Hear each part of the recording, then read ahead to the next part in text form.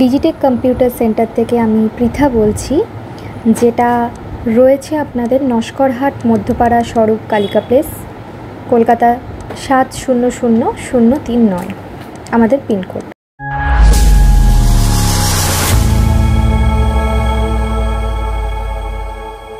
তো আজকে আমরা দেখে নেব প্রুফিং কিভাবে করতে হয়।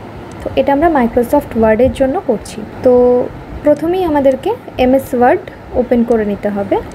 তো আমি উইন্ডোজ আর ক্লিক করে দেন ওয়ার্ড টাইপ করলাম, এতে করে আমাদের ওয়ার্ড ওপেন হয়ে গেছে। দেন আমাদের যেটা করতে হবে সেটা হচ্ছে আমরা ফাইল অপশনে যাব, দেন ফাইলে গিয়ে আমরা অপশনসে যাব একদম নিচে। আফটার দ্যাট প্রুফিংয়ে ক্লিক করব, দেন অটো কারেক্ট অপশনস দেখুন ডান দিকে রয়েছে, যেটাতে আমি ক্লিক করছি। তারপরে আমরা যেটা করব সেটা হচ্ছে যে ওয়ার্ডটা আমরা রিপ্লেস করব সেটা প্রথমে টাইপ করে নেব। ধরুন আমি টাইপ করেছি কলকাতা, এবং এরপরে আমি এটাকে দুর্গাপুর দিয়ে রিপ্লেস করতে চাই। তো নেক্সট যে সেলটা রয়েছে সেখানে আমি দুর্গাপুর লিখে নেব।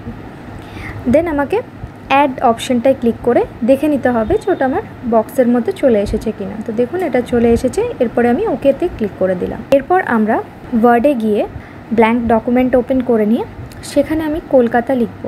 এগেন আমি এন্টার প্রেস করব। তো দেখুন সঙ্গে সঙ্গে আমার সেটা দুর্গাপুরে কনভার্ট হয়ে গেছে। এভাবে যখনই আমি কলকাতা লিখব তখনই কিন্তু আমার দুর্গাপুর চলে আসে। এটা হচ্ছে প্রুফিং। থ্যাংক ইউ প্রত্যেককে ভিডিওটা দেখার জন্য।